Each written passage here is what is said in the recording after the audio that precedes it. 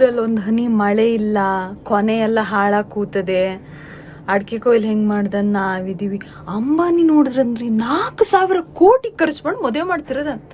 ದೇವಾ, ಸೊಡ್ಡಿಗೆ ವಾರ್ಲಿಡಿಯ ದುಡ್ಡಿಗೆ ಅಂತ ಬೆಲೆ ಇಲ್ಲಂದ್ರಿ. ಮದುವೆಗೆ ಸ್ವಲ್ಪನೇ ಖರ್ಚಾಗಿರೋದಂತ್ರಿ. ಆ ಹಿಂದಿ ಫಿಲ್ಮ್ ಹೀರೋ ಹೀರೋಯಿನ್ಸ್ನೆಲ್ಲ ಕರ್ಸಿ ಆ ದೊಡ್ಡಪ್ಪ ಚಿಕ್ಕಪ್ಪನ ಮಕ್ಳು ತರ ಆರ್ಕೆಸ್ಟ್ರಾದಲ್ಲಿ ಬಂದು ಮದುವೆ ಮನೇಲಿ ಕುಣಿತಾರಲ್ಲ, ಅದಕ್ಕೆ ಹಮ ಖರ್ಚಾಗಿರೋದು.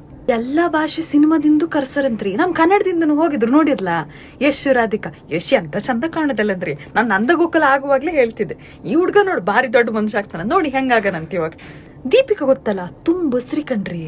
ಬಾಂಬೆಯಿಂದ ಬಂದಳೆ ಮದ್ವೆಗೆ ಅಂತ. ಅವಳ ಗಂಡ ರಣವೀರ್ ಸಿಂಗು ಬಂದಿದ್ದ. ಜುಟ್ಟು ಬಿಡ್ಕೊಂಡು ನೋಡಿದ್ರ ಭಾರಿ ಕರ ಕಾಣಿಸ್ತಿದ್ರಪ್ಪ. ಅಲಿಯನೋ ಮರತಿ ಅವಳ ಗಂಡ ಇಡೀ ಸಂಬಂಧಿಕರೆಲ್ಲ ಬಂದಿದ್ರಿ. ಐಶ್ವರ್ಯ ರೈಯೋ, ಆಮೇಲೆ ಅವ್ರ ಪೂರ್ತಿ ನೆಂಟ್ರಿಷೆಲ್ಲ ಬಂದಿದ್ರಪ್ಪ. ಮದುವೆ ಪತ್ರಿಕೆ ಜೊತೆಗೆ ಮದುವೆ ಬರೋ ದುಡ್ಡು ಕೊಟ್ಟರಂತೆ ಕಣ್ರಿ.